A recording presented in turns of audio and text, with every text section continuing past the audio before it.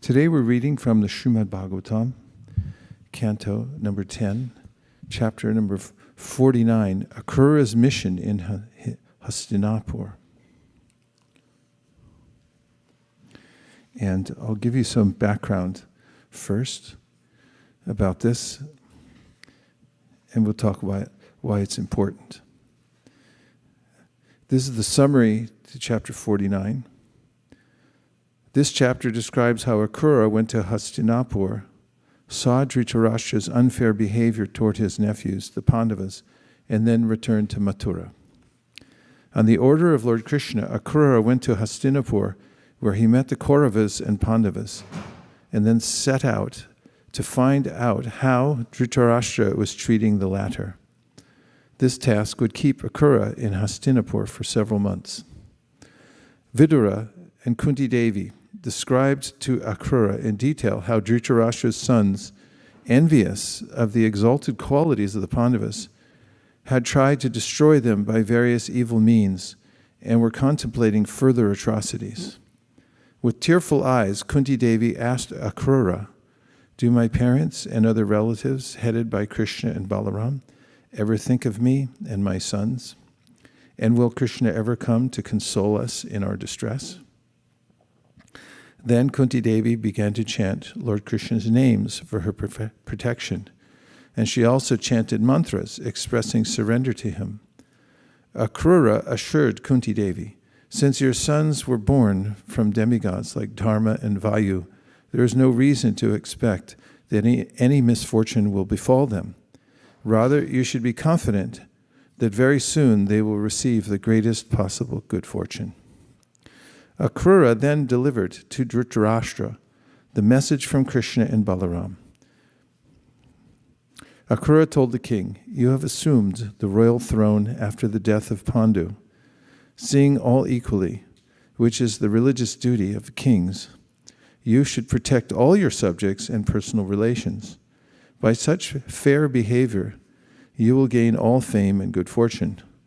But if you act otherwise, you will attain only infamy in this life and condemnation to a hellish existence in the next.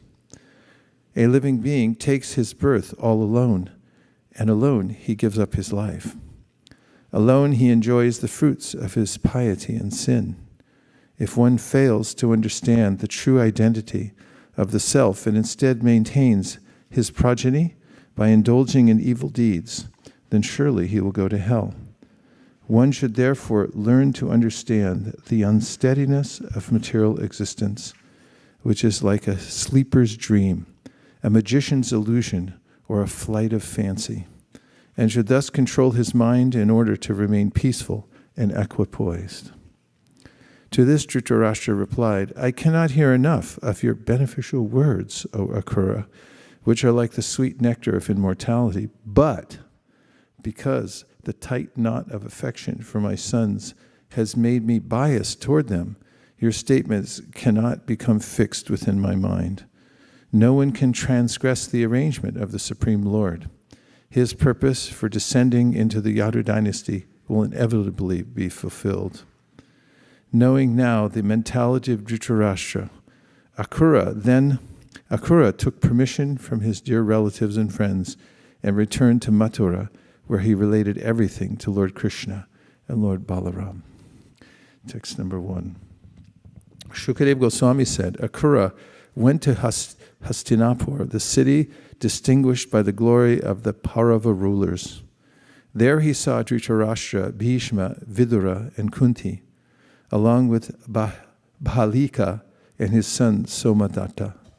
He also saw Dronacharya, Kripacharya, Karna, Duryodhana, Ashvatthama, the Pandavas, and other close friends.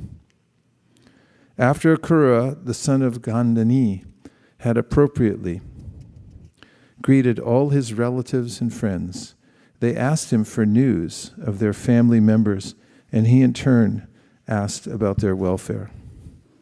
He remained in Hastinapur for several months to scrutinize the conduct of the weak-willed king, who had bad sons and who was inclined to give in to the whims of mischievous advisors.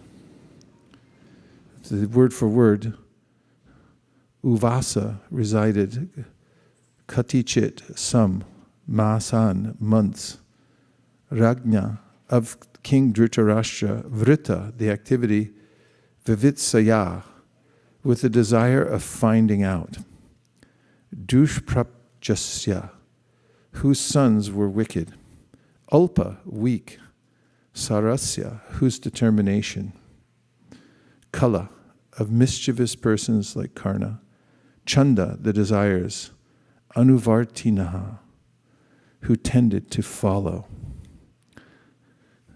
He remained in Hastinapur for several months to scrutinize the conduct of the weak-willed king who had bad sons and who was inclined to give in to the whims of his mischievous advisors. Kunti and Vidura described to Akrura in detail the evil intentions of Dhritarashtra's sons, who could not tolerate the great qualities of Kunti's sons, such as their powerful influence, military skill, physical strength, bravery, and humility, or the intense affection the citizens had for them. Kunti and Vidura also told Akrura about how the sons of Dhritarashtra had tried to poison the Pandavas and carry out other such plots. Kunti Devi, taking advantage of her brother Akrura's visit, approached him confidentially. While remembering her birthplace, she spoke with tears in her eyes. Queen Kunti said, "O gentle one, do my parents, brothers, sisters, nephews, family women, and girlhood friends still remember us? Does my nephew Krishna, the Supreme Personality, and the compassionate shelter of his devotees still remember his aunt's sons? And does lotus-eyed Rama remember them also? Now that I am suffering in the midst of my enemies like a doe in the midst of wolves, will Krishna come to console me and my fatherless sons with his words? Krishna, Krishna, O great yogi, O supreme soul and protector of the universe, O Govinda, please protect me, who have surrendered to you.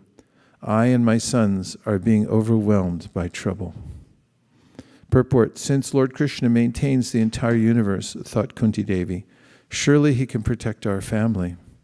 The word availing indicates that Kunti Devi was overwhelmed by troubles. Thus exhausted, she was helplessly taking shelter of Sri Krishna. In her prayers, in the first canto of the Srimad Bhāgavatam, Kunti admits that all these troubles were actually a blessing, for they forced her to always be intensely Krishna conscious. Even great souls, Prabhupada writes, in the fourth canto of Srimad Bhāgavatam, find reversals of fortune in their life. It's the nature of the material world. There is no lack of complexity in this world as long as one's in an embodied soul. And Prabhupada admonished one of his disciples who had written to Prabhupada complaining that the leaders in ISKCON at that time, sometime circa 1975, were quarreling with one another. And Prabhupada wrote back saying that you should not expect utopia. Utopia means that place that's so ideal, it doesn't actually exist. There is no such place. It's a phantasmagoria, an imagined place where there are no difficulties whatsoever. And actually, the devotee who had written to Prabhupada had said that the devotees who were quarreling were impersonal or impersonalist because they were acting in sort of impersonal ways, he interpreted, towards one another.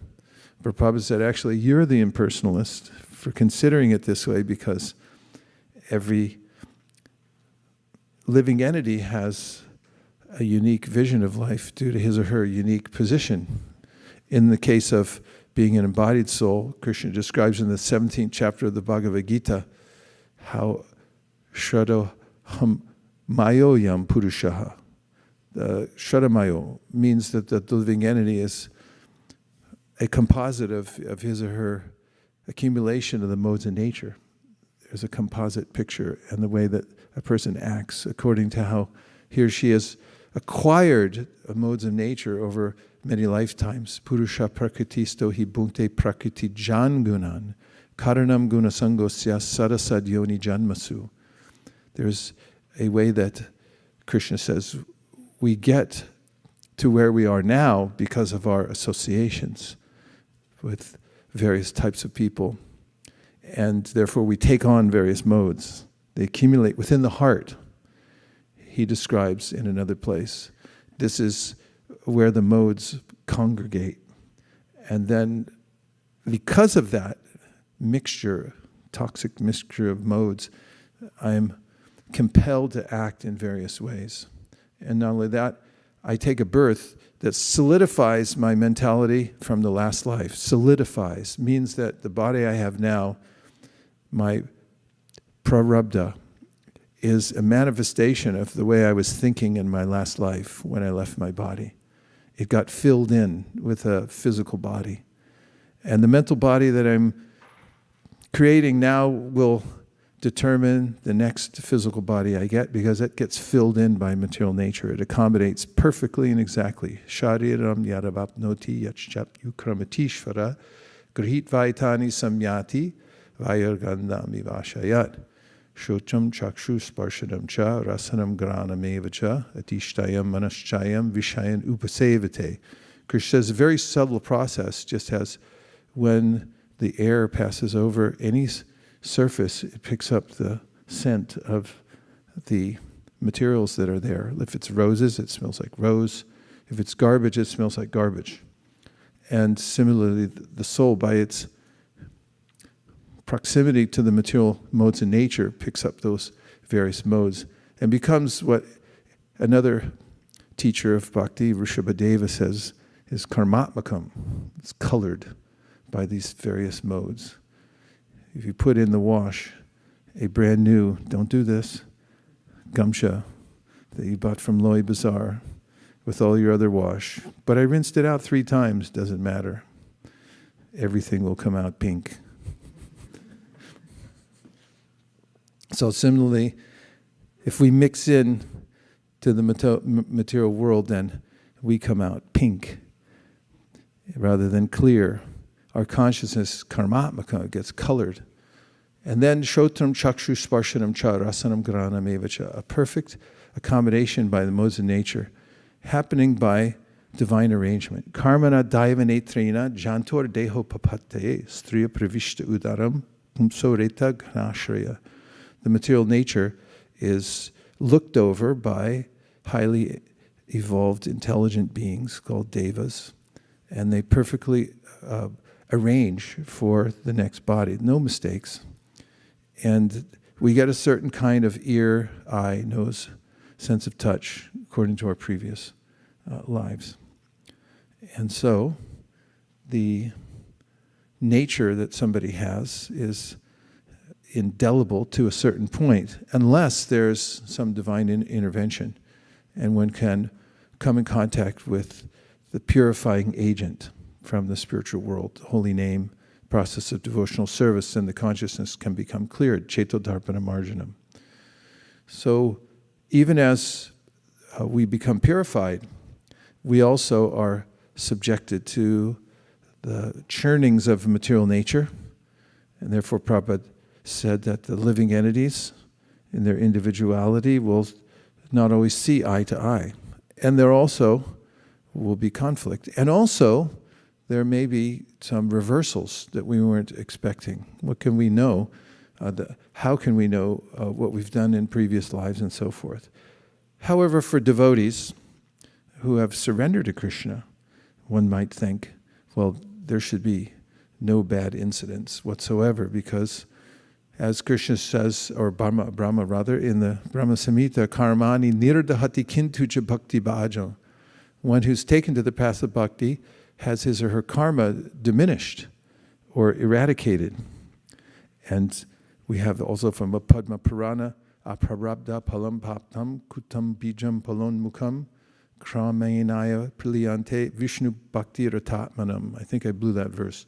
Aparada palam paptam aparadapalam paptam kutam, I'm just getting worse, kutam bijam pulonmukam krami naiva priliante Vishnu bhakti ratatmanam. There's a way in which if you're worshiping Vishnu, then all your karma is destroyed. So what about devotees like Kunti Devi and the Pandavas having these reversals? They are under the protection of Krishna. So this is explained by Vishwanath Chakravarti Thakur in 10.14.8, where he describes how the Supreme Personality of Godhead is expert at keeping his devotees close to him. So when somebody surrenders, while we're in the material world, there still may be a chance that I'll think, well, maybe I can have both. Best of both worlds. And a doctor seeing in a patient who's like, okay, I'm halfway through the medicine, I feel pretty good, maybe I'll just stop. It's like, no, you go all the way. You take the whole course of medicine, and be careful, because doctors see things that other people don't see. They see a lot of patients, and they know disease can come back at any minute. So Krishna is the supreme doctor, and he notices the living entity is prone, hey, good, welcome to class, prone to looking back over his or her shoulder at the material nature and thinking, well, maybe that could be dovetailed in Krishna's service, or not. And then becoming detoured in the path of devotional service. Therefore, he gives a particular or a customized kind of suffering to his devotees, so that they'll give up the last vestiges. What is a vestige, please? The last vestiges of desire to enjoy the material world. Everyone, according to their acquired modes of nature, subtly has a way that he or she wants to enjoy the material world. Of course, there's a lot of facility for that. There are 8,400,000 species altogether, and you can try each one of them if you wish. Material world's like, what's that? 6 Flags, or is it 3 Flags? 6 Flags, okay. There's another smaller one called 3 Flags. It's the knockoff version. So there's a bunch of rides you can go on. The material nature offers all these different rides you can go on. It's like, let me try this. Can I try that? Can I do this? And like, I feel sick. Can I just go home?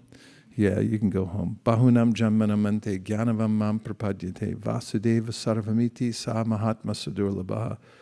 A great soul is one who decides, no mas, I'm going to just surrender to Krishna. What is a vestige anyway?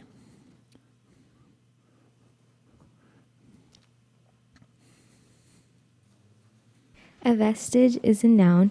It's from the 16th century, from the French vestige, a mark, trace, sign, and then from Latin vestigium, footprint, trace, and a word of an unknown origin. Footprint, a trace, a sign. Yeah, a little something left over, right? Even though Krishna purifies the heart, there's something I'm holding back, some little thing. I know it's in that, those, you get a little extra pocket. Nobody else knows about it. Yeah, it's in there. No one will find it. Because people think that all the time. They go to the airport and there's a beagle out there smelling everything. Like, yeah, he has a grape. 1 leaf of lettuce I got caught for going into Mexico. The dog came up. It's in there. I had to fill out all kinds of paperwork. I brought in 1 piece of lettuce to Mexico. Could end up in jail. So the living entity tries to hold on to one last thing, but Krishna knows. He's there within the heart. He can see every last little thing I've got in my pocket. So he's like, could you give me that? Do you want to get rid of that thing? And he helps us to overcome the last vestiges. Then we're free. And free to completely serve, no reservation, no pretense. And that's real life. So Krishna wants us to have that. So Kunti Devi here is understandably, because she's a pure devotee, being mentioned as one who has come to realize this. And as she and her family went through normally unbearable circumstances for a family, she was seeing it as Krishna's arrangement so that they would always be closer to Krishna. Keep going? Okay. So I'm getting to a point here because in this section we're going to meet a character that represents this weakness of heart, holding back. And it's called, in some places, pashyanapi na pashyati. And one hears about the importance of doing something, and one sees it, but then I don't see it. I don't want to see it. Pashyanapi na pashyati. It's there in front of my eyes, it's presented, I understand it, but it's like, I'm not going to take it. And how to overcome that? Because if we can do that, then we become very fortunate. We come into a new category. Nothing held. Everything for Krishna, nothing for me.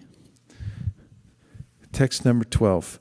For persons fearful of death and rebirth, I see no shelter other than your liberating lotus feet, for you are the Supreme Lord. These are Kunti's prayers. I offer my obeisances to you, O Krishna, the Supreme Pure, the Absolute Truth, and the Super Soul, the Lord of pure devotional service and the source of all knowledge. I have come to you for shelter. Srila Sridhar Swami has translated the word yogaya, yogaya, as unto Krishna, the source of all knowledge. The word yoga indicates connection and also the means to achieve something. What does yoga mean?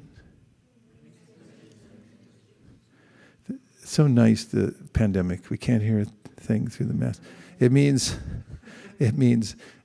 connection and also the means to achieve something. It's good to know, isn't it? Connection and the means to achieve something. As conscious souls, we have a connection with the Supreme Soul through bhakti or devotion.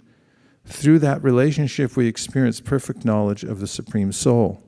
Since the Supreme Soul is the Absolute Truth, perfect knowledge of Him means perfect knowledge of everything.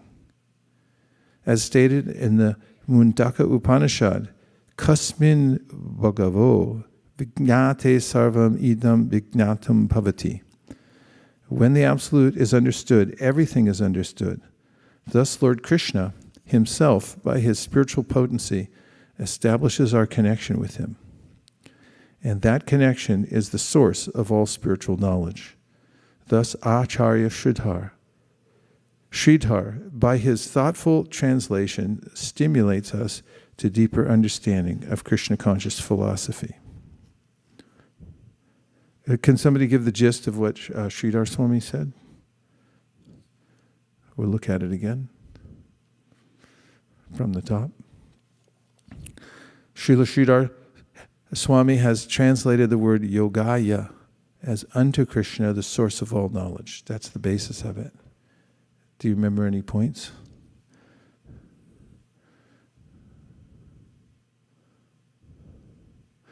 Okay, I'll read it again. Just listen.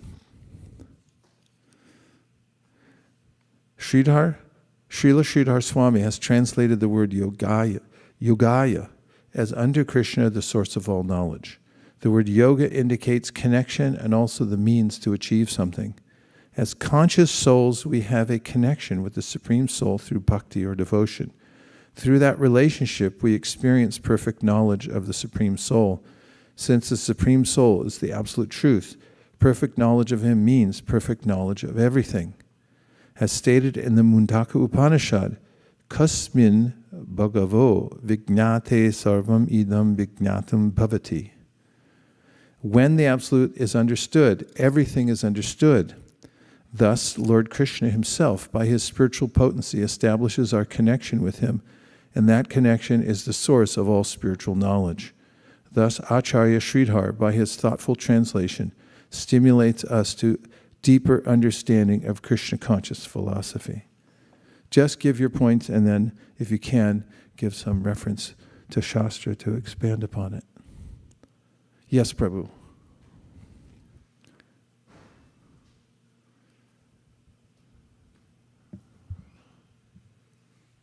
I think here Sridhar Goswami mentions about the Krishna's energy or Krishna's mercy. So, Brahmande Brahmite kon bhagyavane jiv, Guru Krishna prasade by bhakti lata bij. So Guru and Krishna, so Krishna's divine energy connects us to process of bhakti. That's a nice citation. Can you just explain the verse for us, please? Brahmanda Brahmate kon bhagyavan jiv.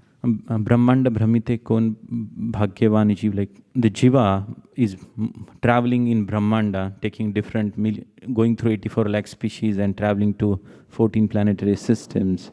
And then Guru Krishna prasade by, like prasad is mercy, so Guru and Krishna's mercy, he is getting the bhakti lata bij. So the seed of bhakti, he is gifted with the seed of bhakti. And with that, he can get out of the cycle of birth and death. Nicely done, thank you. Does someone want to continue on his point, or do you have a new point to make? Yes, Radhakripa Prabhu. Avantika. Maharaj, when you, in the purport, when it mentioned that if you know the Supreme, you know everything, I was remembering in Bhagavad Gita, the 15, chapter 19 verse. I thought of you when I read that. Yo mame mama sammudo janati prashotma sa sarvid bhajanti mam sarvabhavena bharata. So if you know Krishna is the Supreme Personality of Godhead without doubting that you know everything. So I think it's kind of a correlate, exactly the same. So I just how convenient is that? That if you know Krishna, then you know everything. Yes. You only have to go one place, just to Krishna. Always remember Krishna. Avantika. You can say the same thing? Friends in the family? Okay. Yeah, this is a very important point, because the mind is always trying to hook into a network, just like when you take your cell phone out for a walk, then it starts searching around. Where can I connect? You drive down the freeway, the 101, and you look at your phone as it's jumping to somebody else's car, looking for a network there, drive by a store, it looks, where's the network, where's the network, where's the network, where can I connect? So Krishna says in the Bhagavad Gita that vyavasayatmaka buddhir eke hakuranandana bahushaka hyanantascha buddhayo vyavasayinam. We have one main network that we need to connect to. And if you connect to that network, then all information is available. But if you try to connect all the individual networks, you'll be very dissatisfied, always. So just knowing this one principle of the truth of yoga, that just remember Krishna. And somebody yesterday in a conversation was mentioning that any kind of difficulty one has by being an embodied soul can be overcome by one method, and that is remembering Krishna. When you remember Lord Chaitanya, as an example, is stated in the Sri Chaitanya Charitamrita, then difficult things become easy. And if you forget him, then easy things become difficult. So it's a simple formula. Did anybody else want to make one more point? Yes. Hare Krishna Maharaj, thank you for the session. I was thinking of 2:28-29, where it is said Vasudeva para Veda, Vasudeva para Makha, Vasudeva para Yoga, Vasudeva para Kriya. The ultimate object of knowledge is Sri Krishna, the personality of Godhead. The purpose of performing sacrifice is to please him. Yoga is for realizing him. All fruitive activities are ultimately rewarded by him only. He is supreme knowledge, and all severe austerities are performed to know him. Religion is rendering loving service unto him. He is the supreme goal of life. Sridhar Swami is mentioning yoga is ultimately we want to connect to Krishna. So, yeah, I was thinking. So sign up for that one network. You can subscribe through the bhakti process. Hare Krishna. I was thinking about the reversals of fortune and why devotees have to go through all the struggles. I was remembering a talk where it was said that, normal conditioned beings will go through all the reversals because of that karma. But why do devotees go through it? And devotees go through it because it helps them for further purification and the Cheto-darpana that you said. But why do pure devotees have to go through? Like, why did Pandavas and Kunti and why they have to go through? So the example was given of Uttara, where Uttara, when she just lost her husband Abhimanyu on the battlefield, but when the Brahmastra was coming to kill her son Parikshit, she still appeared to Krishna. She didn't think that, oh, Krishna just didn't help me, didn't help Abhimanyu, I should not go to him, but she still went to him. So it was said that pure devotees get this suffering because that helps them to reconnect and keep on reconnecting. So I was thinking about that point. Thank you. A nice example. Yes, Balaram.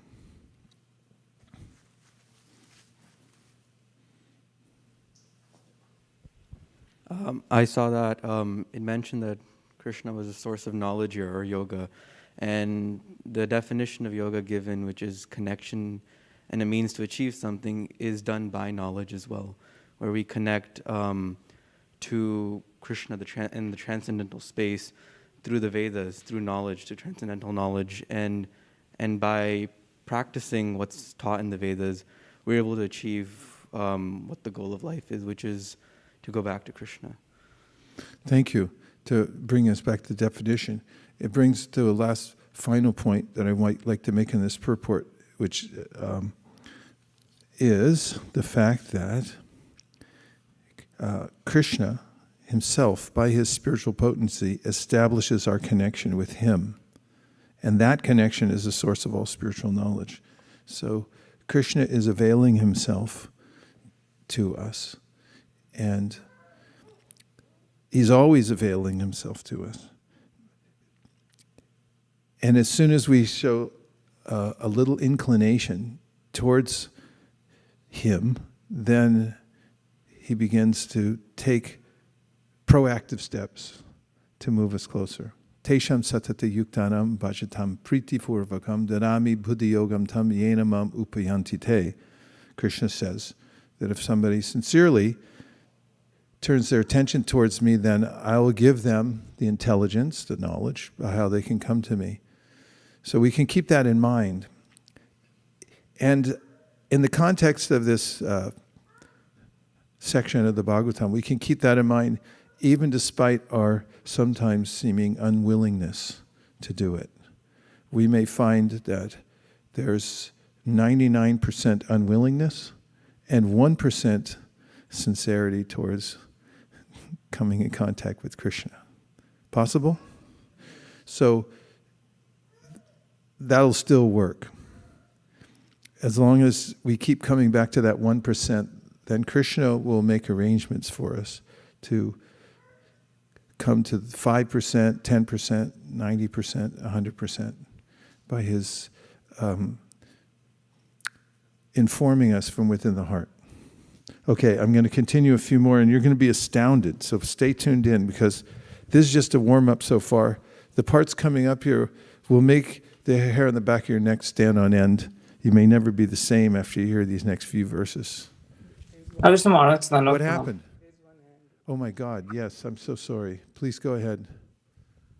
Maharaj, actually the discussion was going on. I was just thinking about the verse from Chaitanya Charitamrita. Shraddha shabde vishwas kahe sudra nishchay Krishna bhakti korele sarva karma krita hai. So if we are able to do Krishna consciousness, then all other activities gets performed perfectly, and we don't have to worry much, because Krishna gives the intelligence from inside, and also as the guru, spiritual master from outside. Yes, a nice point.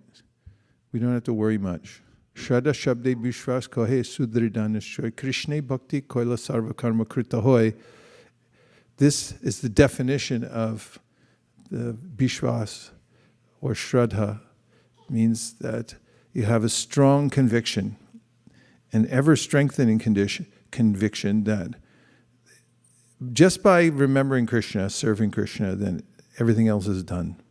And Narada says it He'll say, Tyaktva sudharmam charanam bhujam harer bhajana pakvota patettato yadi yatra kwa babajam abuddha mushakim kovarta apto bhajatāṁ sudharmata. So what if you gave up your occupation and joined the Krishna consciousness movement and things seem to have been left in the lurch because you dropped it suddenly out of a sense of extreme enthusiasm to become fully surrendered to Krishna, but then, hey, you didn't make it all the way. He said, that's better than you went for your whole occupation and you got it down perfectly. You're the top of your field and you're a great hero in linguistics or sociology or whatever it may be. But then you never got that chance to just tell Krishna, I'm surrendering to you, I give up everything to you. He said, it's much better, not just much better, it's the main principle. And the other thing is not so important, because what did you actually get if you got everything else perfectly? So many people have done that. I was thinking about Steve Jobs the other day because he used to just wear the same clothes every day. He wore a black turtleneck and blue jeans because he wanted to be more efficient in his thinking and not get distracted by, what am I going to wear today? How do I look? He's like, I don't care how I look. I'm thinking, and I want to make a revolution in communication through making devices through which people can communicate with one another. Something like that. But then, I mean, after all, what'd you get? You got a device, but what's everyone talking about anyway?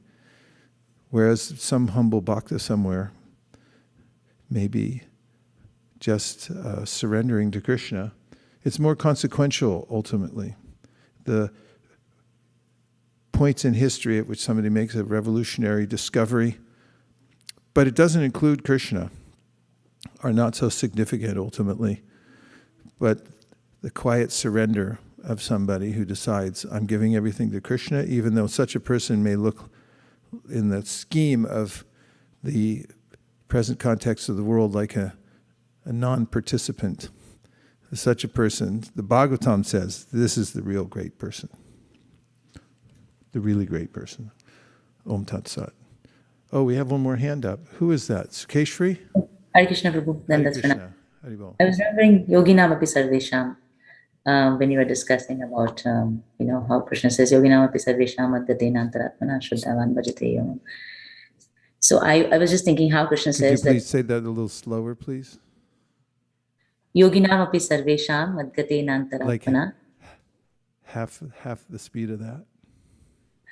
Yoginam api sarvesham madgatena antaratmana shraddhavan bhajate yomam tame yukta. Tamo mataha, you got it. Tamo mataha.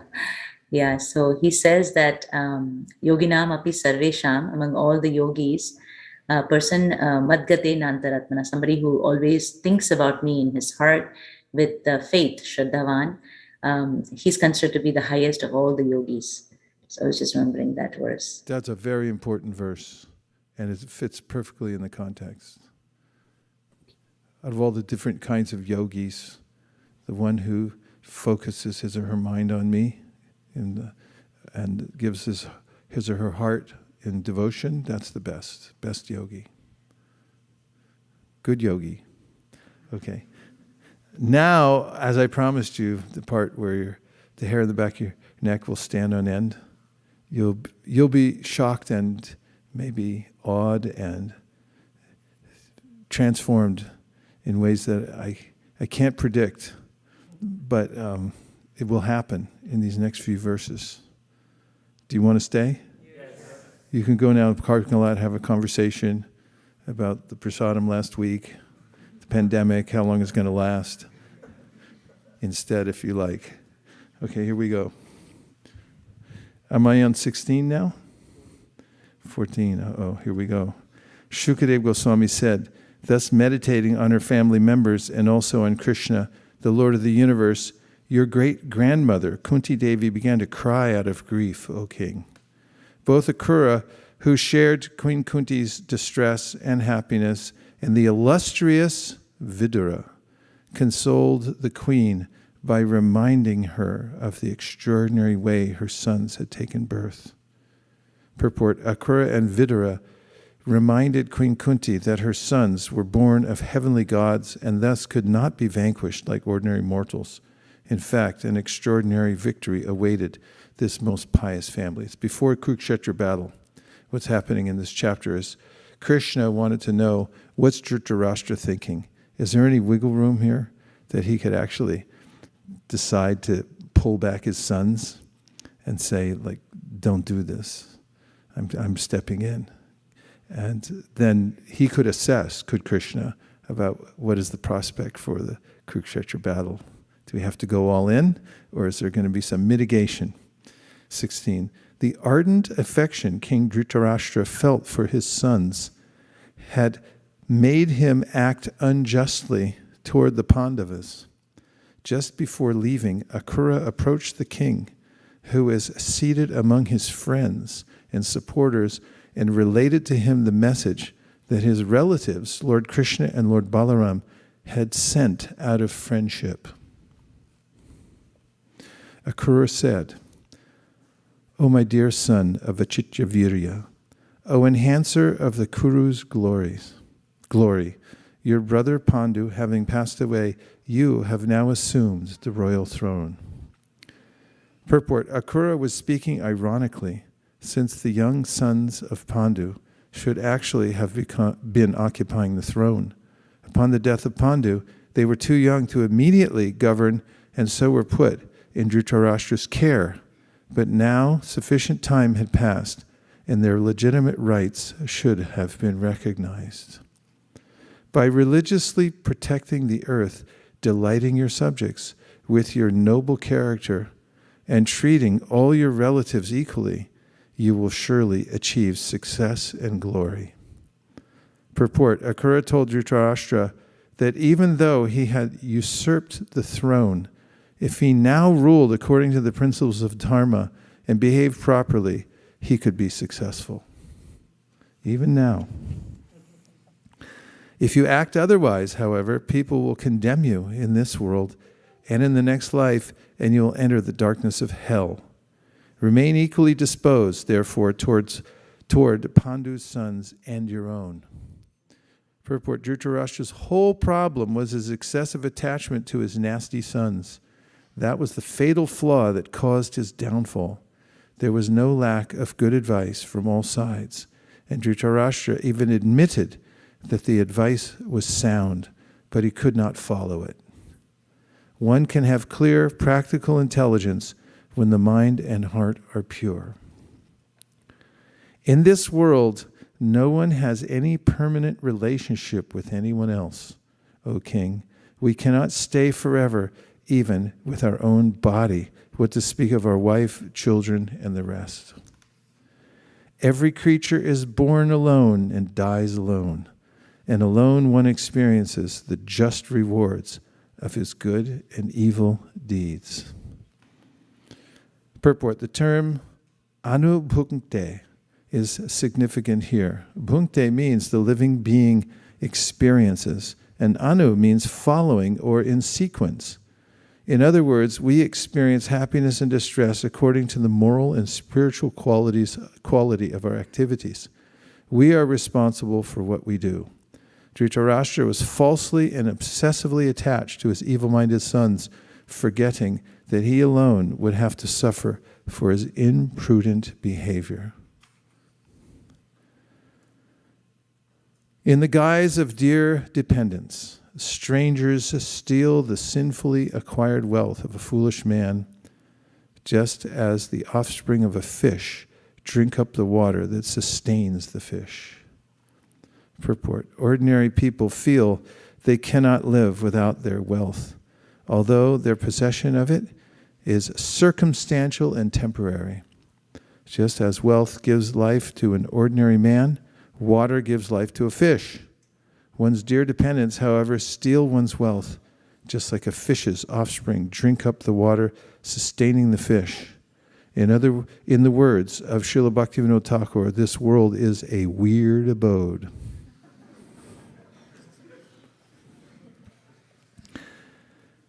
A fool indulges in sin to maintain his life, wealth, and children and other relatives, for he thinks, these things are mine. In the end, however, these very things all abandon him, leaving him frustrated. Purport.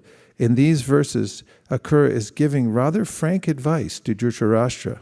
Those who know the story of the Mahabharata will realize how relevant and prophetic these instructions are, and how much Dhritarashtra suffered for not accepting them. Although one tenaciously clings to his property, in the end all is lost. All the blundering soul is swept away by the wheel of birth and death. I like that analogy of the fish drinking up the water. Abandoned by his so-called dependents, ignorant of the actual goal of life, indifferent to his real duty, and having failed to fulfill his purposes, the foolish soul enters the blindness of hell, taking its sinful reactions with him. Purport, it is sadly ironic. Everyone okay? Hair standing on end yet? Not yet. Soon it will be. It is sadly ironic that materialistic persons who labor so assiduously to accumulate insurance, security, property, and family enter the darkness of hell equipped with nothing but the painful reactions of their sins. You can look up assiduously. It's a good word. On the other hand, those who cultivate Krishna consciousness, spiritual life, while apparently neglecting to accumulate property, a large family, and so on, enter the next life enriched with many spiritual assets and thus enjoy the deep pleasures of the soul. Therefore, O king, looking upon this world as a dream, a magician's illusion, or a flight of fancy, please control your mind with intelligence and become equipoised and peaceful, my Lord. Dhritarashtra said, this is too heavy, I can't read it. Let's take a break. Should I go on? Yes. All right. You asked for it. Dhritarashtra said, O master of charity, I can never be satiated while hearing your auspicious words. Indeed, I am like a mortal who has obtained the nectar of the gods. A little bit obsequious, isn't it? Purport, in the opinion of Srila Vishwanath Chakravarti, Dhritarashtra was in fact proud and felt he already knew everything Kṛṣṇa was speaking. But to maintain diplomatic gravity, he spoke as a saintly gentleman. Even so, gentle Kṛṣṇa, because my unsteady heart is prejudiced by affection for my sons, these pleasing words of yours cannot remain fixed there, just as lightning cannot remain fixed in a cloud. Who can defy the injunctions of the Supreme Lord, who has now descended in the Yadu dynasty to diminish the earth's burden? Purport, naturally, we would like to ask Dhritarashtra, if you know all this, why don't you behave properly? Of course, this is exactly Dhritarashtra's point. He feels that since events have already been set in motion, he is helpless to change them. In fact, events have been set in motion by his attachment and sinful propensities, and therefore he should have taken responsibility for his own acts. Lord Krishna clearly states in the Bhagavad Gita, Nadate kaśķiśit papam. The Supreme Lord does not accept responsibility for anyone's sinful activities. It is a dangerous policy to claim that we are acting improperly because of destiny or fate. We should take up Krishna consciousness seriously and create an auspicious future for ourselves and our associates. Finally, one may argue that, after all, Dhritarashtra is involved in the Lord's pastimes and is actually his eternal associate. In answer to this, we may say that the Lord's pastimes are not only entertaining, but also didactic. And the lesson here is that Dhritarashtra should have acted properly. This is what the Lord wanted to teach. Dhritarashtra claims that Krishna came to relieve the burden of the earth, but the earth's burden is precisely the improper behavior of its inhabitants. So let us take the lesson the Lord wants to teach here and be instructed for our benefit. 29. I offer my obeisances to Him, the Supreme Personality of Godhead, who creates this universe by the inconceivable activity of His material energy and then distributes the various modes of nature by entering within creation. From Him, the meaning of whose pastimes is unfathomable, come both the untangling cycle of birth and death and the process of deliverance from it. Purport. When all is said and done, Dhritarashtra was not an ordinary person, but an associate of the Supreme Lord Krishna. Certainly an ordinary person cannot offer such a learned hymn to the Lord. Shukadeva Goswami said, having thus appraised himself of the king's attitude, Akrura, the descendant of Yadu, took permission from his well-wishing relatives and friends and returned to the capital of the Yadavas.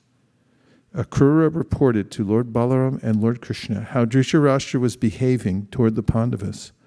Thus, O descendant of the Kurus, he fulfilled the purpose for which he had been sent.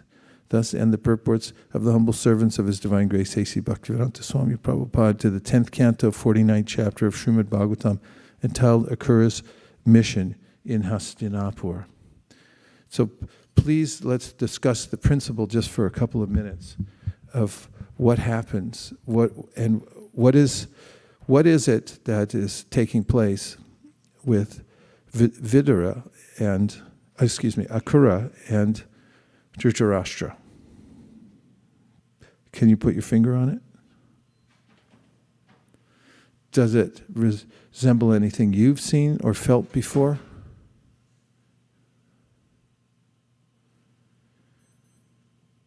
Can somebody give a 3-sentence summary of why this is an important chapter? Or why you think I think it's an important chapter? Shastra. Not Shastra. Hare Krishna. So Akrura goes to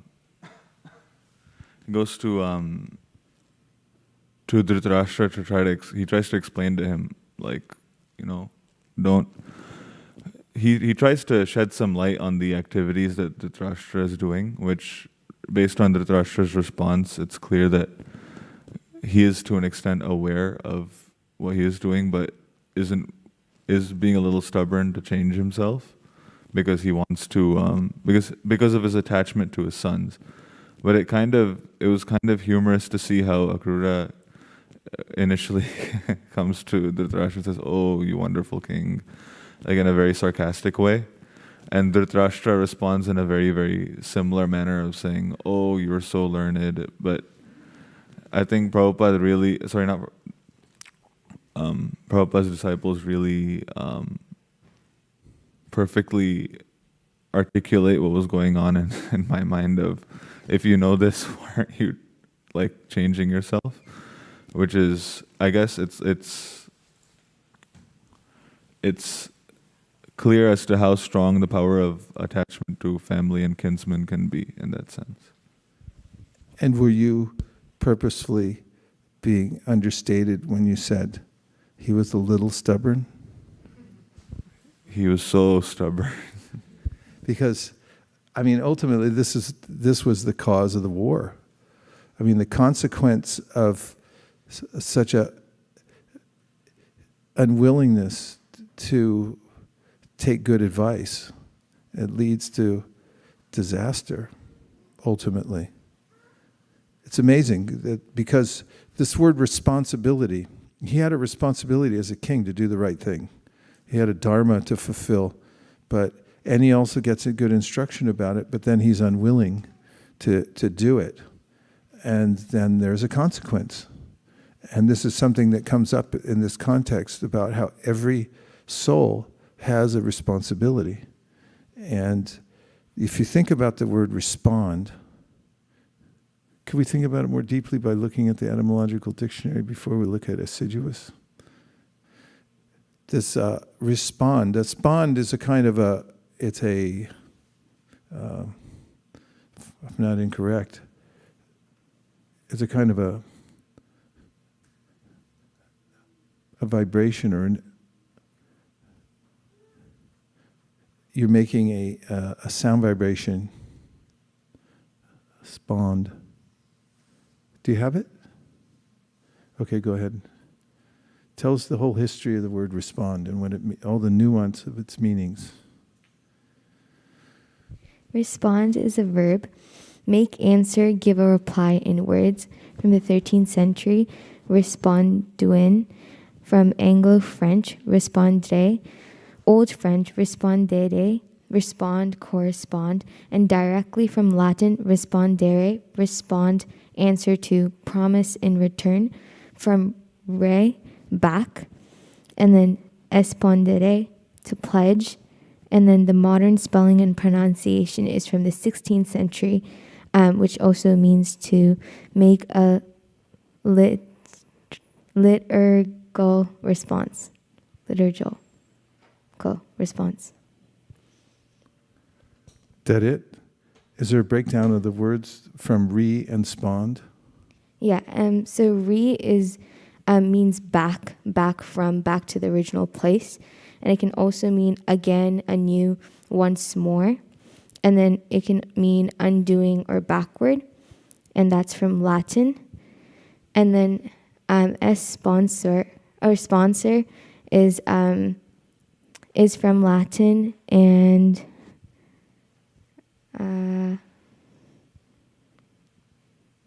it says 1650s from late Latin sponsor in baptism, in Latin a surety, guarantee, bondsman, from sponsus, past participle of spondere, to give assurance, promise solemnly.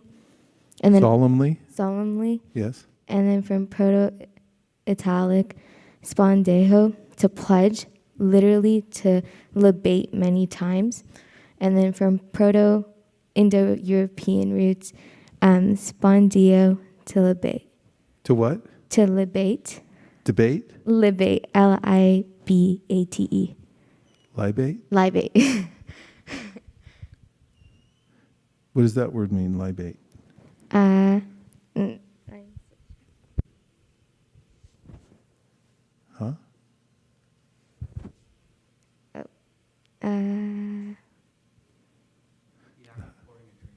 Drinking, libations. Yeah, only living entities can respond. And if a machine responds, it's only because a conscious being programmed it. So it always traces back. The responsibility, always responsibility. You have the ability to respond, and there's a way of responding that's aligned with Dharma, or our natures, that fits properly. And if it's not the right response, like Dhritarashtra's response is incorrect, therefore it creates disaster. So we have to reform our consciousness so that we can respond properly. That's somebody who's responsible, as they know how to respond correctly to every circumstance and situation, to questions, to events in their lives, and so forth. That's what it means to be responsible. You're able to respond properly according to Dharma. But Dhritarashtra wasn't able to do that. He said, I understand what you're saying. It's very beautiful, in fact.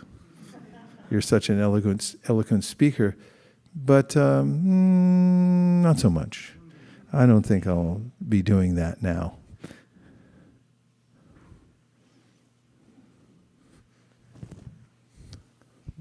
Also to add, not only he didn't listen to Akrura, but he even blamed it, saying that was a plan of the Supreme Personality of Godhead, so what can I do, So I was just thinking, even in our day-to-day lives, this is very prevalent, because sometimes we see this is the right thing to do, but because of the attachment, we just try to find a cause or someone to blame, so that we don't want to take that responsibility of doing the wrong thing.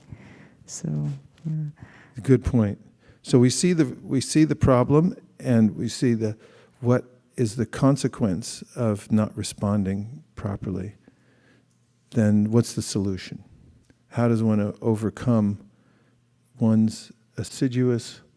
What was the context of the word assiduously? He held assiduously to his position. Assiduous means?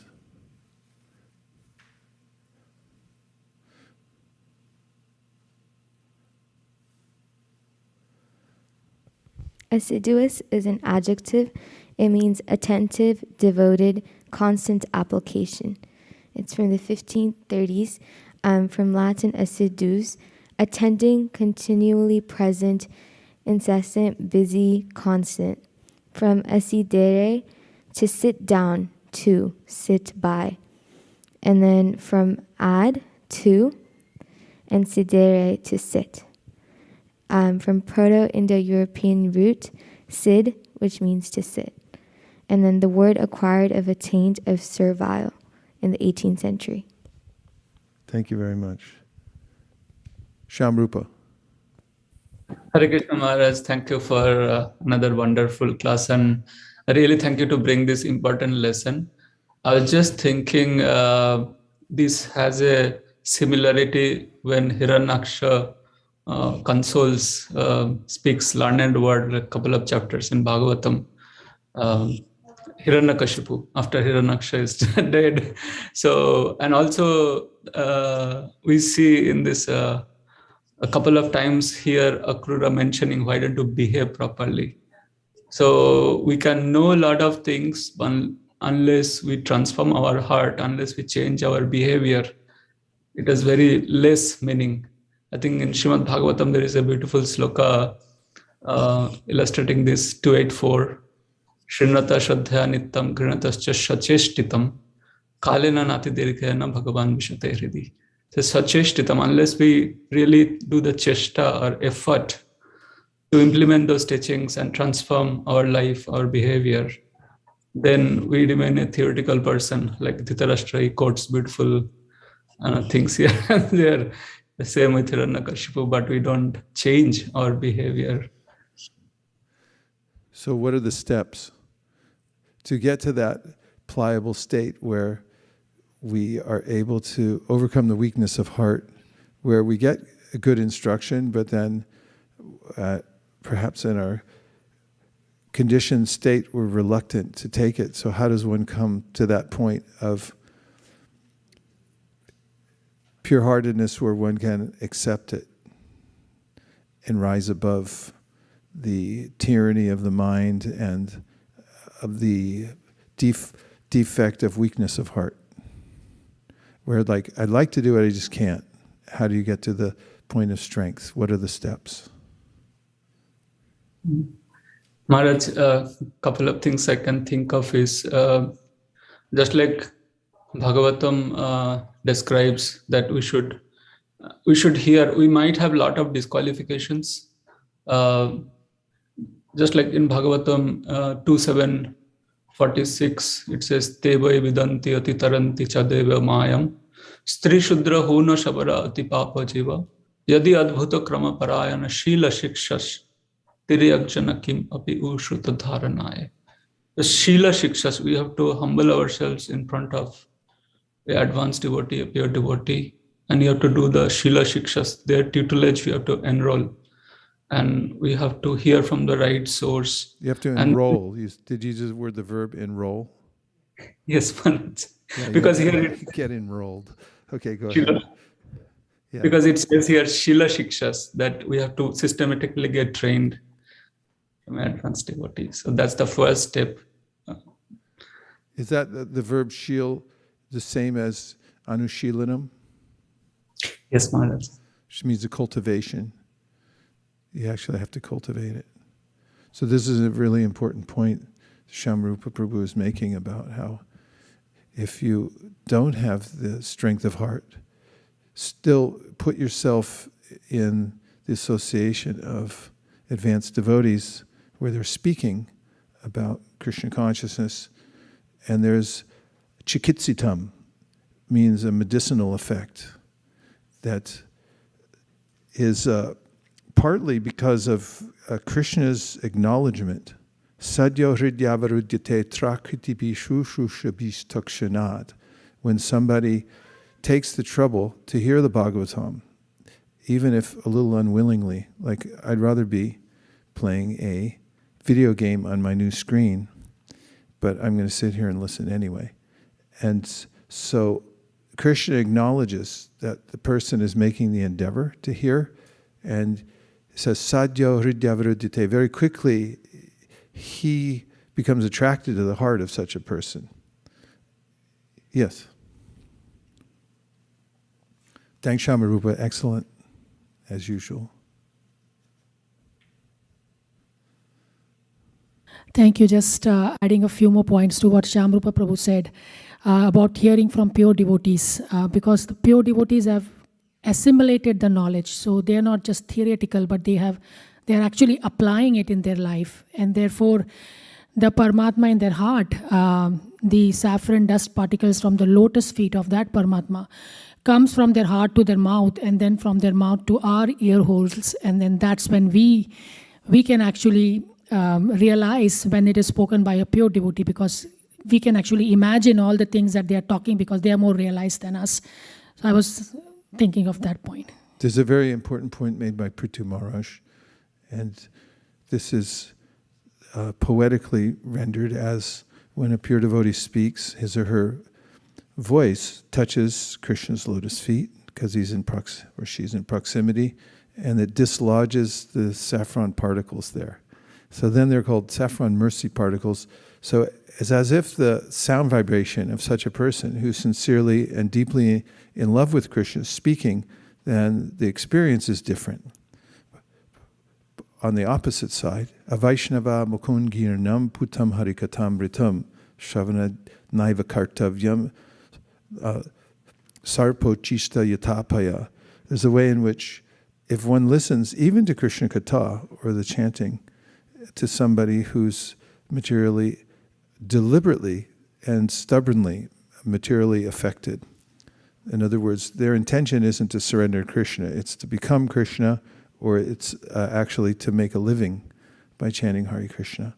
Then the vibration will act in this sense that he gives in the verse as an analogy, that if a snake comes and gets in your refrigerator somehow and starts drinking the milk out of your milk canister, and then you come in and you pour the milk, that trace of poison will be in there. So this is extremely important about the subtlety of influence that comes from the heart of the person who's responding or who's speaking the topic. Therefore, it's recommended that one be in the association of those whose intention is purely fixed on pure devotional service. Prabhu, you had a point? I can't even say who it is because you have the best mask in the history of the pandemic. I can speak from here. We know that, but there's devotees online that can't hear a thing without you speaking in the microphone. Yeah, I have a question. So towards the end, there was if you can circle back to the same text that we had at the end, wherein Akura says to Yadavs that Dhritarashtra as the king and as the descendant of Kuru is fulfilling his purpose. Hold that really close, okay? Yeah, so when Dhritarashtra is fulfilling his purpose, and at that point I'm kind of wondering, so when the previous text said that referring to anything that we do as destiny or as fate is sinful, and at the same time Dhritarashtra is fulfilling his purpose, so these two things kind of contradict for me. So if by doing what Dhritarashtra did was fulfilling his purpose, and at the same time both Dhritarashtra and Akura are aware of the implications of Dhritarashtra's actions, and so for me I felt that the conversation was more about Akura conveying to Dhritarashtra that you should be conscious and aware of your actions and what you, like both of them are aware, and it's in a way kind of teaching all of us that even if people are aware, it's very difficult to get rid of their bonds that they have, and what and how things should be done in order to get rid of the bondage and do the right thing. But that's like my understanding of what was going on there. Still, I'm not clear on the difference between purpose, destiny, and fate. Yes, this is an age-old question. Huh?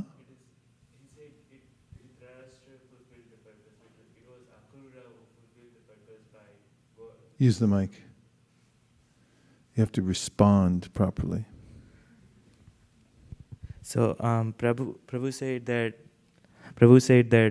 Dhritarashtra fulfilled his purpose, but in the verse it is said that Akrura reported to Lord Balaram and Lord Krishna how Dhritarashtra was behaving toward the Pandavas. Thus, O descendant of the Kurus, he meaning Akrura, fulfilled the purpose for which he had been sent, not Dhritarashtra. So sure. And nonetheless, the issue about causality, destiny, fate is a perennial issue in every philosophical system. What is causality? For instance, in Buddhism, who is actually the cause if there's no person ultimately? There's only process, because there's an apparent entity. I say apparent because in some forms of Buddhism there's an idea of anatma. There's no self behind it ultimately, because nirvana means to come to understand that nothing's really happening, and that the stillness means no sense of personhood, no self-grasping, because there's no self to grasp ultimately. It's only an illusory idea. So who's the cause then, ultimately, of that? And then you have similar discussions going on in Jainism, and the Shaivites discuss the Mimamsas, talk about causality. When we come to Vedanta and the different darshans, the ultimate description comes back and is summarized by Krishna in the Bhagavad Gita in the 18th chapter, where he says there's 5 causes to every action. The inclination of the soul who desires in a particular way is also factored in with 4 other causes, ultimately the supersoul. But there are other elements as well that go along with that. But Vyasadeva and Jiva Goswami and the Vaishnavas, the Gaudiya Vaishnavas, ultimately bring the point that the soul is an agent. In fact, Vyasadeva in the Vedanta Sutra says, if he's not an agent, if we aren't agents for our own improvement and change, then there's no purpose to all the Shastra. Because after all, who's it talking to when it says you can improve if you do this, this, and that? There's all these instructions saying do this, not that. And who does that relate? Who is it speaking to then? And unless you can improve, then the Shastra has no meaning. And the Shastra does have meaning. It's axiomatic truth. It's self-effulgent, therefore you can change. So we may be confronted with destiny or apparent fate, but it doesn't mean that even in that moment there isn't something we can do about it, because we can always respond in that moment to the degree that we have some freedom. Freedom comes from having some knowledge, the difference between my body and myself, and that there is a proper way to act. Some people don't have that at all, so if they're in abject ignorance, Chaitanya Mahaprabhu said, Maya Mugdha Jiva Nahit Swata Krishna Gyan, that people don't automatically come out of ignorance, therefore there has to be some intervention. That's why, he goes on to say, Chaitanya Mahaprabhu, that's why we distribute knowledge. Why do you think we distribute Bhagavad Gita in large quantities? Just for entertainment? Because we have nothing better to do in the last 3 months of the year? No, because when a soul comes in contact with spiritual knowledge, he or she can read it and then say, aha! now I could do something different. So one example that's given by one of the authors in the commentators is about modern commentators about this idea of fate is about an airplane. Let's say you bought a ticket from here to Chicago, which I recommend. You should go see Chicago sometime. We'll go together. Go to Chicago, and once you buy the ticket, and you get on the plane, that's where you're going. Unless, of course, you don't wear your mask, then they'll land and kick you off. But if you get on the plane, you're going to Chicago, so that's set. That's your fate. However, it doesn't mean that when you're on the plane, there aren't certain things that you can do. You can make arrangements from the plane. You could even get internet on most of the flights. And then when I get to Chicago, I'm coming straight back. Or you can do things on the plane that entangle you more. Like I just mentioned, you say, I'm not wearing a mask. And they say, well, you're going to be under arrest when we land. I was like, so what? Okay. You're creating your destiny more. Or you can make arrangements when you get there. You can turn around and come back, or here's what I'm going to do when I'm in Chicago, and so forth. So there's this parallel. Yes, fate is going on according to past momentum. We've bought our ticket. We have our prarabdha. It's our body. It's like, you can try to change it, and a lot of people do. You can change a lot about your body that you want, but you still have your prarabdha. So then, what can you do? There's a lot you can do, according to the Shastra. And that's what we're talking about. That you can, as Shamrupa said, and others, come into the association of devotees and hear. Prabhupada once said, God helps those who help themselves helping oneself means putting oneself in front of transcendental sound vibration. So if you can't help yourself, at least help God help you to come out of your so-called fate and destiny by putting yourself in front of transcendental sound vibration, because then you'll get purified. I hope that helps in the answer. Roman, and then we're coming back down to Bhakti Krishna. Thank you. Hare Krishna, Guru Maharaj. I was actually relating the shloka to yoga, which we start our day of discussing what is yoga. And as I understood, that Krishna wanted to give Dhritarashtra to make kind of balanced decision. So the balance, the world that could be appropriate to implement, because, I was looking at Bhagavad Gita 2:48, when Krishna teaches that, perform your duty, equipoise, or Arjuna, abandon all of the attachment and success and failure. Such equanimity is called yoga. So that word equanimity, it's also can be understood like a balanced decision. So he was given a choice to treat all of his sons equally, but he decided to live not really balanced life. And and it's also teachings for us that we have to come some sort of a balance, because we all living under gunas, influences of a guna, and definitely will be covered in our lives by rajas, tamas, but we have to choose to stay in the godness and learn that. But it must become an imbalance, because we're not really perfect. We can live exactly in the one guna, but we're still going to get influenced. But balanced life is something that we have to, we have to live, and that's what this shloka is teaching us as well. I kind of correlated a little bit with the balanced life. That's equiposition. Beginning in the Bhagavad Gita, Dharma kshetre kurukshetre samaveta yuyutsava mamaka pandavaschaiva kimakuravata sanjaya. The commentators point out, Srila Prabhupada points out, here's the problem. It just starts at the very beginning when Dhritarashtra opens his mouth. He says, Mahamaka Pandavaschaiva. What were my sons and the sons of Pandu doing? So he wasn't equipoised, he was biased towards his sons in a materialistic way. And that's the problem. That's what caused the whole Kurukshetra war. I mean, there are other causes as well. But ostensibly, that's what caused the war.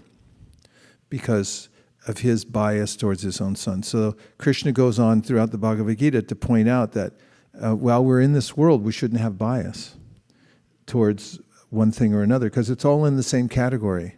It's material. And it means ultimately it's just paraphernalia to be used in Krishna's service. It's not ours. There's no mamaka. There's no this is mine, that's yours idea.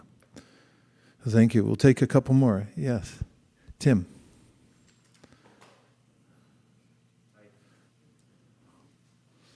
Hi.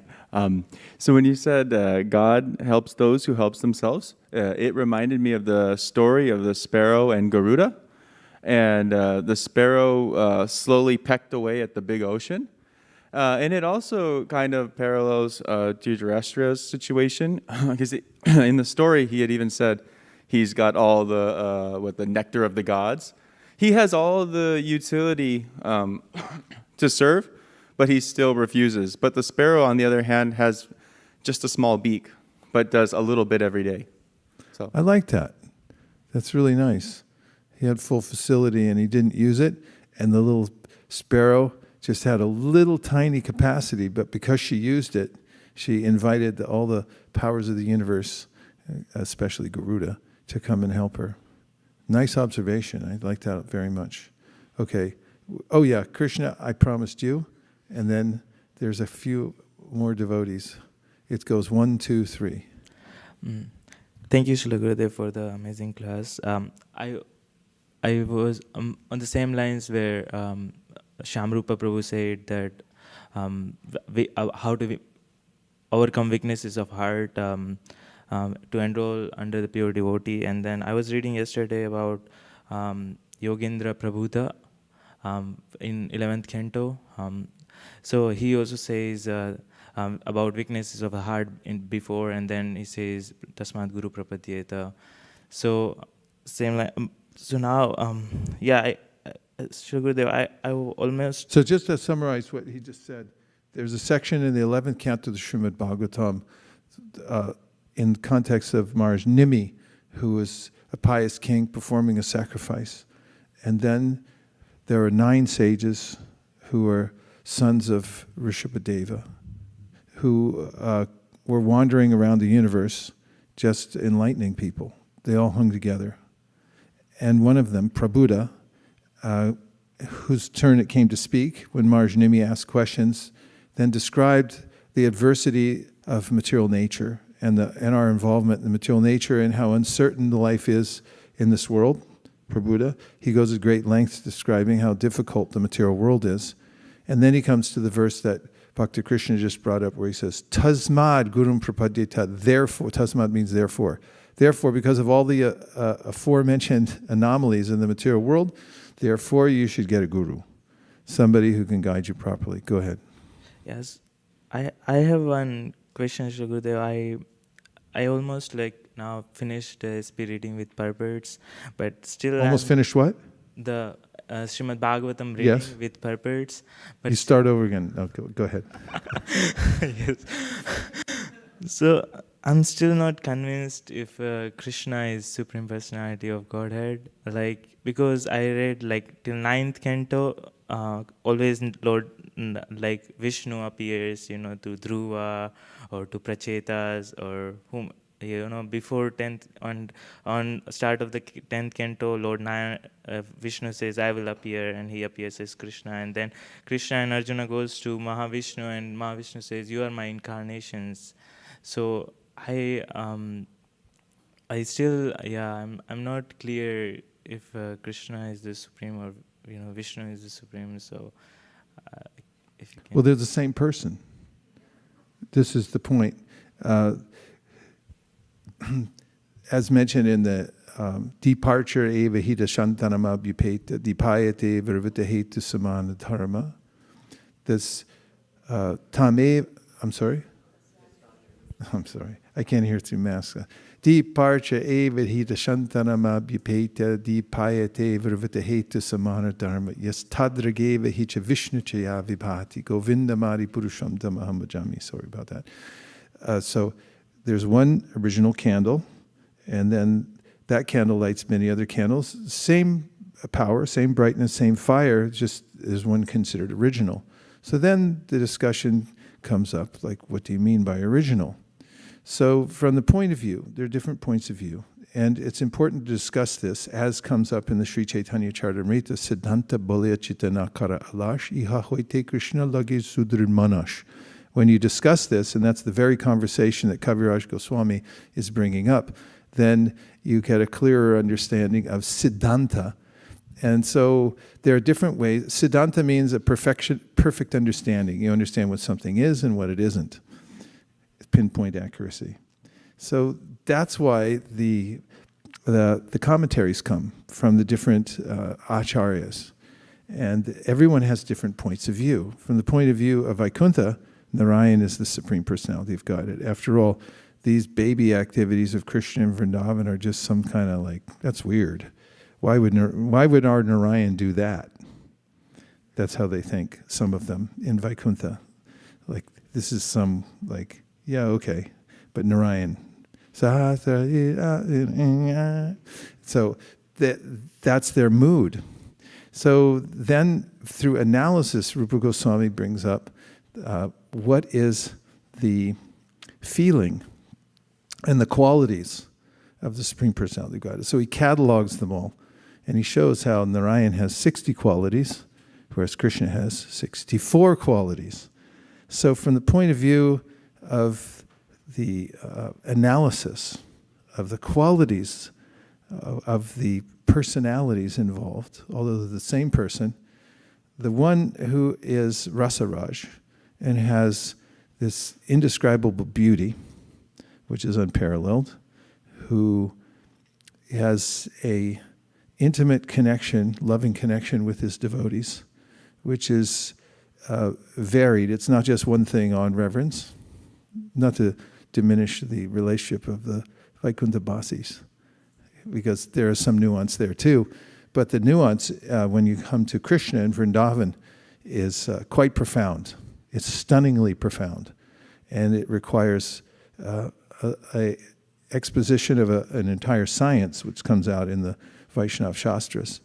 And then you have the devotion of those who worship Krishna is extraordinary. That can be analyzed also in comparison to the worshippers of Lord Narayan and Vaikuntha. But finally, he's a flute player. Prabhupada said, somebody asked, what does it mean Krishna plays the flute? He said, Krishna's all play and no work. The hippies used to play flutes a lot here in Haight-Ashbury. It was an instrument of choice. Yes. Yes. Yeah, this is a very interesting question. I just want to add a point here for Prabhu. When the Brahma Vimohan Leela happens, and then Krishna actually, Brahma takes away, that time Krishna actually creates one set of all the gopas and the cowherd boys and the cows. He creates the illusion for Brahma, and they are all there, but the real ones are hidden by Krishna, and Krishna reproducing himself with all of them. After 1 year, when Brahma comes, he actually sees that, everybody's here, but I thought I have taken them. And then when he sees, he actually sees 400 Vishnus in all of them. And that's when he realizes, and then all the 400 Vishnus, they go inside Krishna. So Krishna is the source of the 400 Vishnus. It was like in one of the lectures I heard that it was one of the points they said that that's how you prove it. And obviously the Karanodakshai, Vishnu, Garbhodakshai, they were made to get in touch with the material world and do the business of the material world. So those Vishnus are also from Krishna. So I just wanted to add that. Yeah, it's an important point, and there are various points made by the Gaudiya Acharyas to point to Krishna as a Supreme Personality of Godhead. In fact, they take Ete Chamsa Kala Pumsa and syntactically analyze the verse to show how it's not possible that you could consider any other incarnation to be supreme according to the syntax of the verse. And these verses are not mistakenly created. They're perfect. And therefore, the predicate is not named before the subject. And so from various points of view. However, as Kaviraj Goswami points out in the Chaitanya Charitamrita, all of them are correct. If you say Vaman is the Supreme Personality of Godhead, yeah, okay. That's correct from your point of view. There are very systematic ways of explaining how Krishna is the Supreme Personality of Godhead. But you know, when this came up, sometimes devotees would want to push this point. Prabhupada said, same. Narayan, Krishna, same. Because unless you have some nuanced information and attentiveness, you're able to be attentive to the presentation, then you can't come to that refined understanding anyway. So you should start with the basic understanding, which is Advaya Gyan Tattva. It's all one thing we're talking about. It's just in different divisions. Brahman, Paramatma, Bhagavan, and amongst Bhagavan's incarnations, they're all the same because it's one person. How could it be different? Just in different moods. Like Narayan is going to work with a briefcase, whereas Krishna, he's got bare feet and a flute. So means Krishna doesn't have to work, so who's supreme? Because, also Goloka is an island. The most wealthy person has his own island. You have your own island, and what do you do there? Nothing. You don't do anything. Don't create anything. It's just art. It's just arts and crafts. Because if you look at Ananda Chinmaya Rasa Pratibhavita Vistabhirya Eva Nidrurupataya Kalabi, in that purport, it's described what are people doing in Goloka? What are they? Arts and crafts. How to make beautiful garlands and play different kinds of instruments and stuff like that. It's all play. It's all Leela. Okay, well, yes. Oh, right. We had a couple more, and I'll try to be brief on these. Maharaj, this is a general question regarding the Krishna conscious moment. It's predicted in the Shastra that the Krishna consciousness moment will last for 10,000 years, next 10,000 years, and that will be a golden period. Now my question is, devotees like you and other devotees who had seen Prabhupada and who met Prabhupada when he was here on this planet, they are sincerely following the instructions of Srila Prabhupada and carrying the movement ahead. So what will happen to this movement after these great generals depart this mortal world? Will this movement carry on with the same rigor and same sincerity and same enthusiasm, or it will be like, I'm a little bit concerned about what will happen when these great generals leave us. That's what Prabhupada was concerned about too. Giriraj Maharaj tells in his book, I'll build you a temple. It's about the Mumbai project and much, much more. And Prabhupada, when he was very ill and getting ready to leave, he said, it will go on. How will it go on?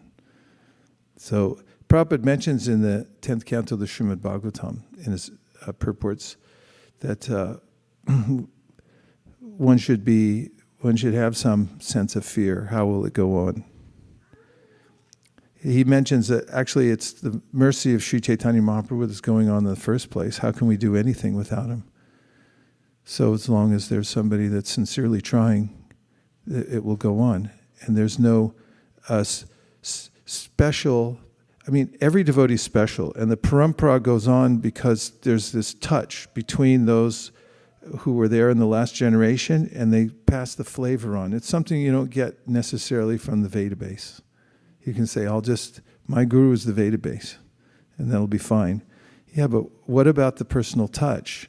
And what you get from being around the person who was touched by the previous generation? Well, all of the devotees that are now present are also touched because they're getting that same flavor, and you can see it coming through also in their service, in your service, The way it's the same exuberance and the same internal energy coming through for you as came through for the devotees in 1971 or 68 or 76 or 77 even, and so forth. And every person has a opportunity to give him or herself, that's part of the topic today, to the process of Krishna consciousness. So tag, you're it. You've got it now. And it's actually a testament to the power of the parampara that those who are in the next generations, they carry it on even in a grander fashion. There's no diminishment of the internal energy. It gets passed down through all the devotees. So it's not that it's like, okay, you're going to run an Ethernet cable, 100 meters, that's as far as it goes. After that, you start losing the signal. It's not like that. The signal stays strong. As long as there's one sincere person, then it'll stay strong. And if it's not, then Krishna will make some arrangement, like he did in the Bhagavad Gita, yoga nashta parantapa, that it got weakened, now I'm going to strengthen it again. So he's always doing that at various intervals. And sometimes it disappears altogether. Like after Chaitanya Mahaprabhu, the whole thing went underground for some time until Krishna sent great acharyas like Bhaktivinoda Thakur, Narottam Das to bring it back out again. Okay, there was one last question, I think. Oh. Hare Krishna. And you had something.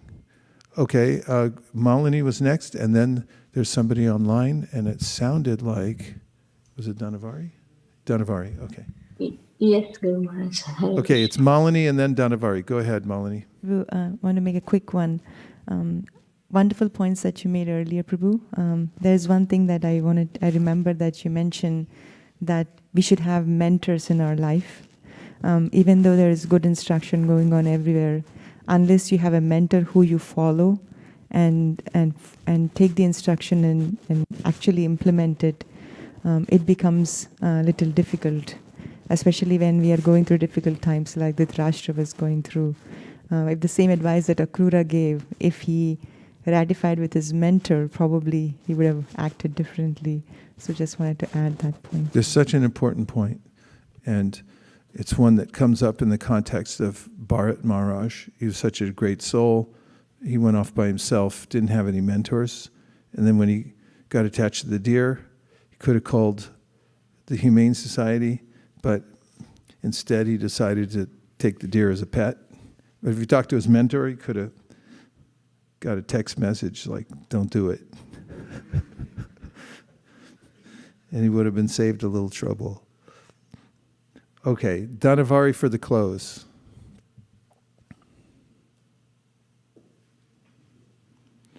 You're still on mute, Dhanavari. That's the name of my memoir for the pandemic, Talking on Mute. Mataji, you're on mute. Oh, sorry. Although it's Hare preserved Krishna. in the Akash record. Thank you. Sorry about that. Hare Krishna, Guru Maharaj, Are you please in accept. Vrindavan? You look like you're in Bhajan Kutir. I am actually, my house is renovating. I'm at some devotee's house, living in a small, I'm trying, for it. Thank you. So, thank you for the nice class. Please accept my humble obeisances. I just wanted to thank you for a wonderful class. Very nice class. You covered so many points. All the doubts have been cleared, and very nice. Thank you so much for nice class. That's all I wanted to share. Hare Krishna. It was worth seeing you in your Bhajan Kutir.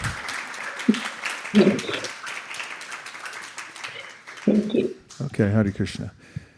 Anyway, we came and discussed to the best of our ability.